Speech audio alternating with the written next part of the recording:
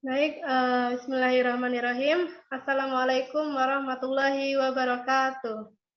Waalaikumsalam warahmatullahi wabarakatuh. Gimana kabarnya hari ini anak-anak? Baik, Ibu. Baik, Bu. Baik ya, sudah sarapan belum? Belum, Bu, nggak sempat. Sudah, Bu. Ya, nanti setelah pelajaran ini yang belum sarapan bisa sarapan dulu ya. Karena sarapan itu penting ya buat kita beraktivitas dalam sehari-hari seperti itu. Kemudian Bunda absen dulu, Ibu absen dulu ya. Yang belum hadir hari ini siapa? Rashid. Belum ada, Bu. Belum ada. Ada yang tahu ini kabarnya Rashid? Masuk, Bu. Febrita kehujanan di jalan tadi, Bu. Tetangganya, Bu. Febrita, tetangganya Rashid sama-sama belum masuk ya ini ya. Iya, Bu. Iya, Bu. Cengan dia, Bu, kayaknya. Ya, sebelum kita mulai pelajaran, kita bernyanyi bersama dulu ya. Kita nyanyikan lagu kebangsaan supaya menumbuhkan jiwa nasionalisme masing-masing pada diri kita. Tadi belum berdoa ya, jadi kita supaya dimudahkan dalam belajar hari ini, kita berdoa sesuai kepercayaan masing-masing. Berdoa dimulai. Selesai. Oke. Ada yang masih ingat materi pertemuan terakhir kita kemarin tentang apa?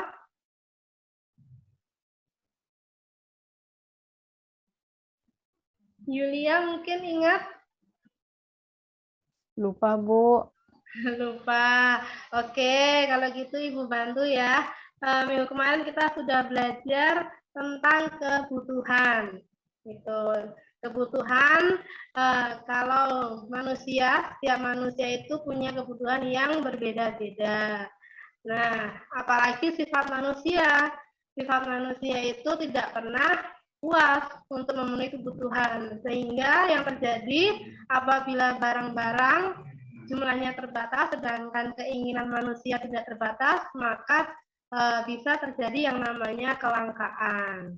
Itu pertemuan kita minggu kemarin. Nah, di hari ini kita akan melanjutkan yang akan kita bahas, yaitu adalah faktor yang mempengaruhi keragaman kebutuhan, jenis kebutuhan, dan alat pemuas kebutuhan. Baik, bisa saya bacakan, Bu? Ya. Tujuan pembelajaran. 1. Peserta didik mampu menjelaskan dengan baik bagaimana masyarakat saling berupaya untuk dapat memenuhi kebutuhan hidupnya melalui kegiatan analisis faktor-faktor yang mempengaruhi kehidupan manusia beragam, serta pengaruhnya terhadap aspek sosial, ekonomi, geografis. Yang kedua, peserta didik mampu menganalisis jenis-jenis kebutuhan serta pengaruhnya terhadap aspek sosial, ekonomi, geografis dengan benar melalui kegiatan diskusi kelompok. Yang ketiga, peserta didik mampu menganalisis dengan tepat manfaat alat-alat pemuas kebutuhan dalam mendorong pertumbuhan ekonomi, sosial, dan budaya melalui kegiatan studi kasus. Ya. Bu. Terima kasih, Florus, sudah dibantu ya, Ibu. Jadi hari ini kalian akan belajar cara penilaian Ibu. Nanti ada yang namanya pretest dan posttest gitu. Untuk yang pretest enggak apa-apa nanti kalau misalnya nilainya belum maksimal karena kan kalian belum mengetahui materi lebih lanjut. Nah, untuk yang posttest itu nanti harapan Ibu nilai kalian lebih tinggi daripada yang pretest. Selain itu nanti ada juga kalian diskusi kelompok, membuat makalah sederhana. Nah, dari makalah itu akan Ibu ambil nilainya. Seperti itu ya untuk penilaian dari Ibu. Nah, selanjutnya di sini ada pretest. Bisa kalian buka masing-masing dari HP atau dari laptop link yang tertera di sini. Seperti itu. Silahkan bisa dikerjakan. Tidak banyak, hanya 5 soal aja. Ini tadi sudah kita bahas bersama-sama kenapa kebutuhanmu dan temanmu berbeda. Ada banyak faktor yang salah satunya tadi sudah Ibu sebutkan. Nah, kemudian yang akan kita pelajari hari ini peta konsepnya ya. Ada faktor yang mempengaruhi kebutuhan manusia beragam, ada jenis-jenis kebutuhan, kemudian ada juga alat pemuas kebutuhan. Seperti itu. Kemudian, nah di sini untuk materi yang pertama, faktor-faktor yang mempengaruhi kebutuhan manusia beragam. Bisa dibantu baca, Andi? Iya, Bu. Ya, minta tolong dibacakan untuk yang slide ini. Baik, Bu. Faktor yang mempengaruhi kebutuhan manusia beragam. Yang pertama, kondisi alam, kepercayaan, adat istiadat, pekerjaan, tingkat peradaban, penghasilan atau gaji, umur. Kemudian ada selera, hobi atau kegemaran, pendidikan, jenis kelamin, teknologi, jumlah penduduk, dan penyakit, Bu. Ya, Ibu akan jelaskan. Terima kasih untuk Andi. Ibu akan jelaskan satu persatu. Untuk kondisi alam ini maksudnya adalah bencana alam ya. Bencana alam kita tidak pernah tahu kapan terjadinya, sehingga apabila itu terjadi maka akan mempengaruhi kebutuhan yang kita butuhkan. Seperti itu. Misalnya terjadi gempa bumi, maka akan banyak orang datang untuk ke tempat pengungsian. Nah, di tempat pengungsian itu yang paling urgent dibutuhkan biasanya adalah obat-obatan, kemudian makanan. Nah, otomatis kebutuhan manusia mendadak akan berubah karena adanya bencana alam. Yang terakhir penyakit, ketika seseorang sudah terkena sakit, ya, penyakit tertentu, otomatis juga kebutuhannya akan berubah. Terutama untuk kebutuhan yang menjadi prioritas atau yang diutamakan adalah yang untuk menunjang kesembuhannya. Seperti itu. Selanjutnya, di sini jenis-jenis kebutuhan minta tolong dibacakan. Yang belum tadi siapa ya? Atau ada sukarelawan yang mau membacakan? Ya, siapa? Boleh? Saya, Bu. Ya, Reski, silahkan dibaca slide ini. Jenis-jenis kebutuhan. Berdasarkan tingkat kepentingannya, kebutuhan dibedakan menjadi 3, yaitu primer, sekunder, dan tersier. Berdasarkan waktu pemenuhannya, kebutuhan dibedakan menjadi 2, yaitu kebutuhan sekarang dan kebutuhan yang akan datang. Berdasarkan sifatnya, kebutuhan dibedakan menjadi 2, yaitu kebutuhan jasmani dan rohani. Dan yang terakhir, berdasarkan subjeknya, kebutuhan dibedakan menjadi 3, yaitu kebutuhan pribadi. Maaf Bu, dibedakan menjadi 2, kebutuhan pribadi atau individu, dan kebutuhan kelompok atau kebutuhan sosial. Ya, terima kasih Reski sudah dibacakan.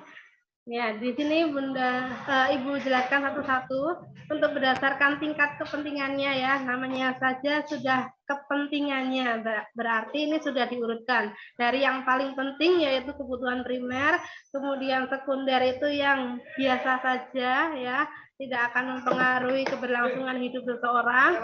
Kemudian kepentingan yang terakhir, tersier, adalah yang tidak terlalu urgent atau tidak terlalu penting gitu. Bisa dikatakan itu juga kebutuhan barang mewah. Sosial adalah kebutuhan bersama. Jadi bisa dikatakan ini fasilitas umum atau transportasi umum yang bisa dipakai bareng-bareng gitu bersama.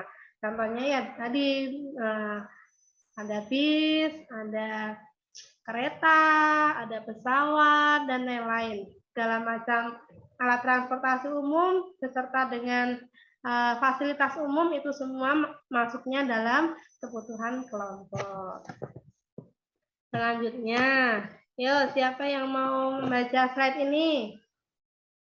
Isna mau coba baca? Alat pemuas kebutuhan. Menurut cara memperolehnya terdiri dari benda ekonomi dan benda bebas.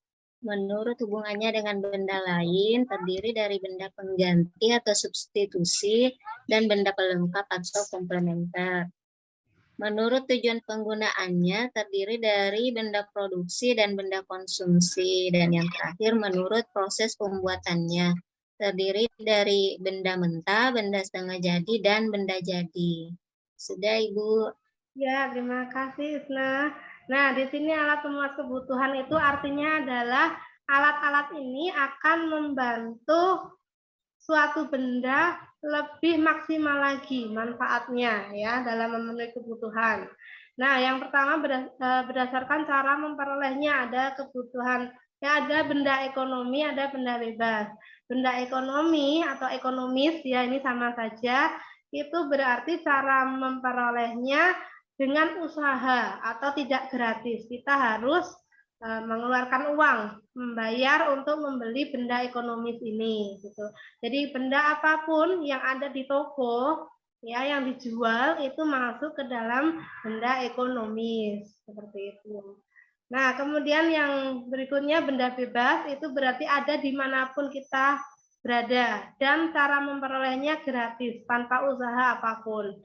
Misalnya seperti udara, angin, ya, air, kemudian tanah. Nah, itu masuk ke benda bebas. Kecuali kalau airnya itu sudah dalam bentuk kemasan, ya. Kalau sudah bentuk kemasan di botol, kemudian di warung, kalau kalian ambil, lah itu nanti yang ada dimarahi. Itu namanya bukan benda bebas ya, tapi benda ekonomis.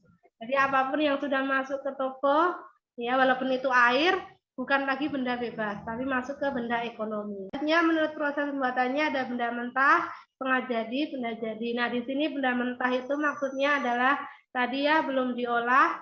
Contohnya adalah misalnya kayu, kemudian setengah jadinya itu misalnya furniturnya ya apa namanya masih bentuk setengah jadi, kemudian barang jadinya adalah meja. Nah, gitu. Contoh yang lain misalnya ada tepung, kemudian ada benda mentahnya tepung, benda setengah jadinya adonan, benda jadinya kue. Nah, seperti itu.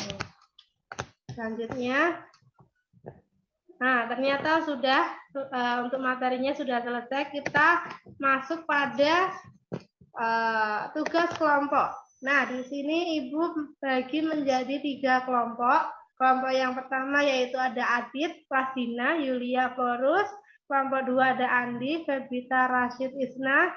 Kelompok 3 ada Erwin, Mutiara, Reski. Nah, tugasnya apa? Tugasnya ini.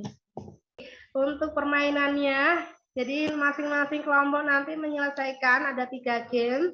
Ini yang pertama ya, nanti diisi untuk yang kolom-kolom kosong ini. Kemudian kalian tidak bisa lanjut ke games yang kedua kalau ini belum selesai. Nanti akan tertutup games nomor 2 dan 3, baru akan terbuka kalau sudah menyelesaikan games yang pertama. Seperti itu. Kemudian ini games yang kedua ada puzzle ya. Ada puzzle yang harus kalian jodohkan dengan bagan yang ada di bawah. Nah, ini bagannya nanti diisi pada kolom-kolom yang di sini. Nah, sesuai dengan jawaban yang benar. Kemudian baru bisa membuka games yang ketiga kalau sudah selesai, sudah menyelesaikan games yang kedua. Nah, ini games yang ketiga, diskusi berkelompok, menjawab 4 pertanyaan yang ada di games ketiga ini. Setelah itu nanti bisa dikumpulkan lagi ke Ibu. Nah, siapa yang kelompok yang paling cepat, maka yang akan memenangkan turnamennya di sini. Gitu. Ada yang mau ditanyakan dari tugas kelompok ini yang belum jelas? Sudah jelas, Bu. Baik. Nah, ini Bunda Ibu kasih waktu 60 menit ya untuk mengerjakan. Nah, kalau sudah selesai, kita simpulkan bersama-sama pembelajaran hari ini. Ada yang mau memberi kesimpulan untuk pelajaran hari ini? Hari ini kita sudah belajar 3 hal. Yang pertama tadi apa? Kebutuhan manusia, Bu. Iya, betul. Faktor yang mengaruhi kebutuhan manusia berbeda-beda ya, atau beraneka ragam. Kemudian yang kedua, apa tadi? Jenis-jenis kebutuhan, Bu. Apa? Jenis-jenis kebutuhan. Iya, betul. Jenis-jenis kebutuhan. Terakhir yang ketiga, alat pemuas. Alat pemuas kebutuhan, Bu. Iya, betul, Reski. Pinter banget ya hari ini. Bisa bantu Bunda dengan jawaban yang benar, Ibu bangga ya.